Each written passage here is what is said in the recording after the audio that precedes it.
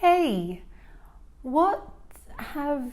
I want to ask him about the things he has done since I last saw him. What have you done lately? Oh, you mean, what have I been up to? Don't worry, that's a tough one. Well, I took a few days off from work and had a getaway to Amsterdam. It was actually... If something like this has ever happened to you, worry no more, because in this video we're coming to the rescue and we'll teach you 10 expressions that every intermediate English speaker needs to know like the palm of their hand. By that I mean you need to be able to say these phrases automatically without thinking, and also fluidly, because some of them contain some tricky pronunciation. That's true, just like that example we just saw.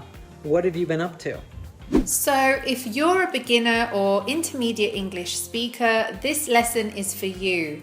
And if you're advanced, you might also learn a thing or two about connected speech in this lesson.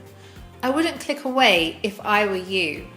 Because here at Real Life English, we help you understand and be understood by anyone so that you can connect to the world. Just like Belu, who says that our videos have helped him improve every day and that he was able to overcome the fear of speaking English. So if that's something you want to do, hit that subscribe button and bell down below now. I'll start with the phrase that Ethan and I played around with in the intro. What have you been up to?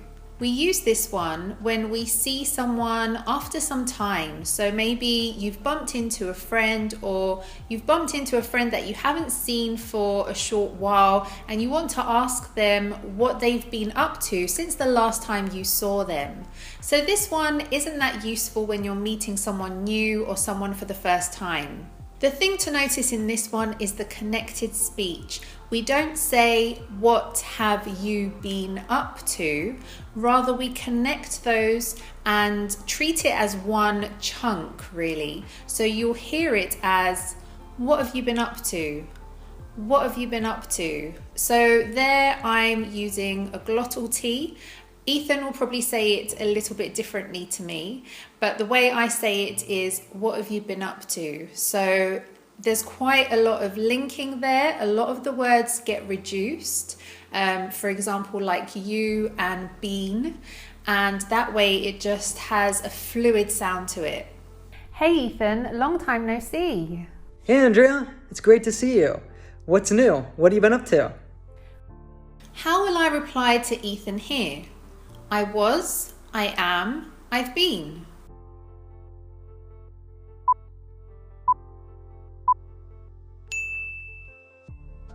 I've been great, you know, working, going to my dance classes, that sort of thing. If you chose C, that's great. That's a sure way to answer this question. However, there are so many ways to answer this question depending on your answer. You could also use other tenses. Some other responses you could also use are not much, same old, and something about what you've been doing. I'm still working on that project I told you about. Next, let's take a look at how about you. Now, if someone has just asked you what you've been up to, if you want to ask them the same to learn about their news, you can say, how about you? So this is basically a way of asking the same question without repeating it. Now, pay attention to how I say it. How about you? So we say this question as one single chunk of words again. I've been great. You know, working, going to my dance classes, that sort of thing. How about you? Well, I took a few days off from work. I had a getaway to Amsterdam. That was actually a lot of fun. You might even hear it with the A in about being cut off as well. So it would sound like, how about you? How about you? Very different to how about you. And you can also use the start of this phrase to ask other things. For example, you could say, how about we go to the cinema tomorrow? Or how about we meet for a drink?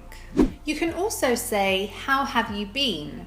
This is like how are you, but because it uses the present perfect, it's more about how a person has been these days rather than just how are you doing right now.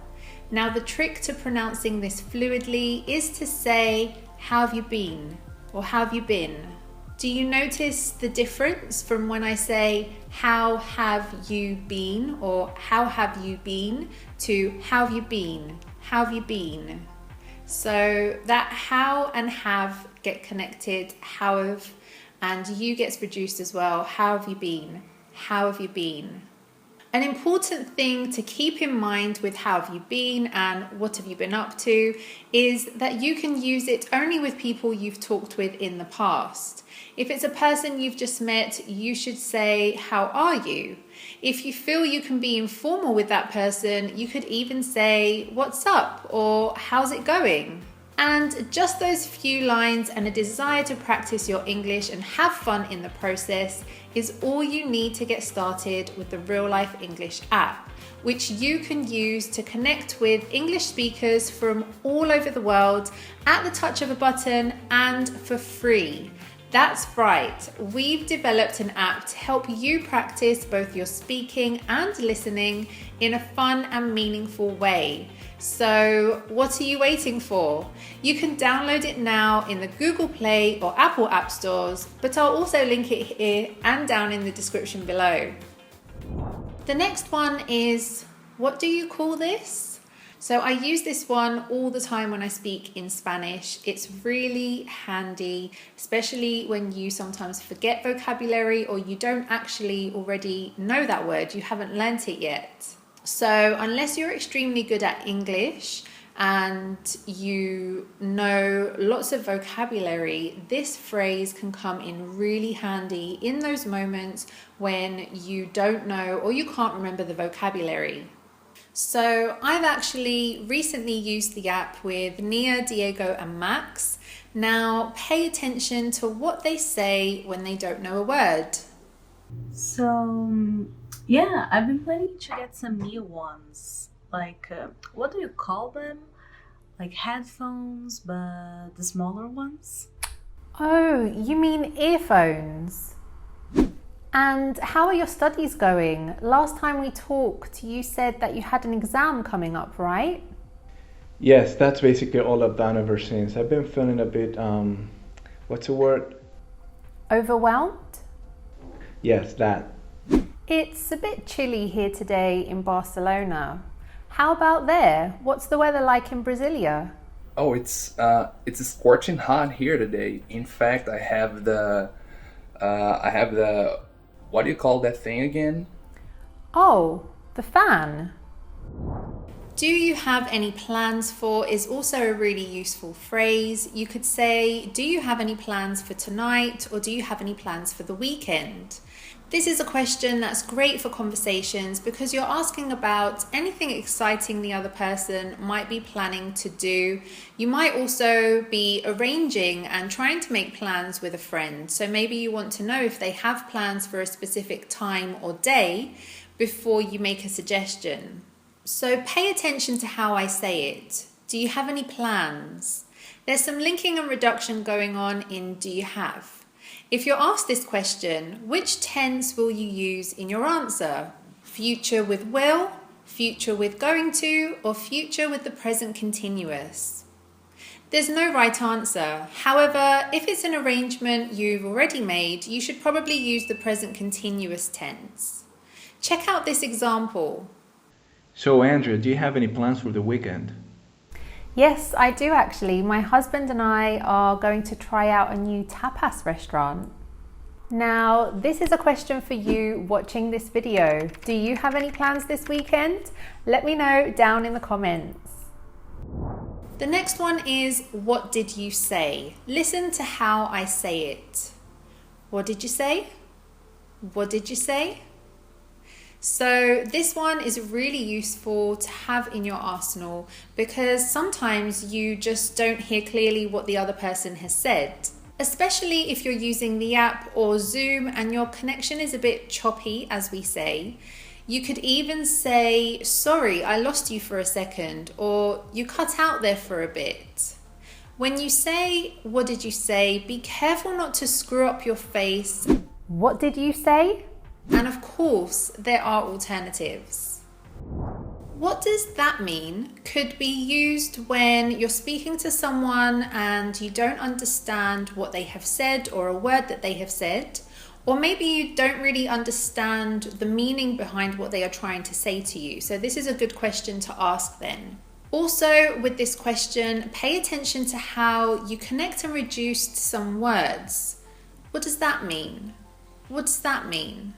I don't feel good could also be another useful phrase when you're not feeling particularly energized or you're not really feeling that well, but you don't want to be specific about what is making you not feel so good.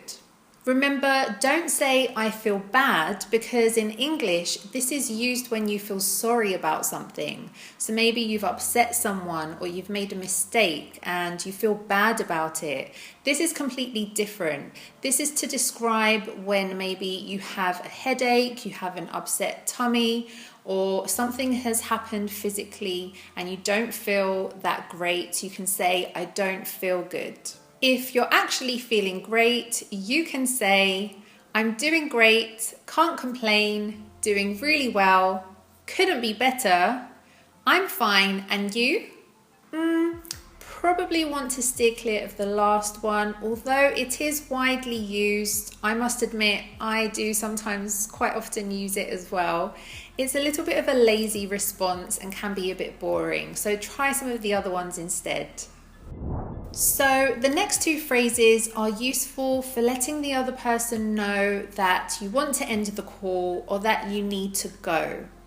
Now, I have to is a much better way to just say, okay, bye, or I have to go now. That can be quite rude and abrupt to end a call or conversation that way. Instead, you could say, sorry, I have to go now, or I have to go and pick up my daughter from school, or I have to go now, I have an appointment. So you're telling them about some other responsibility you have, and that's why you need to go.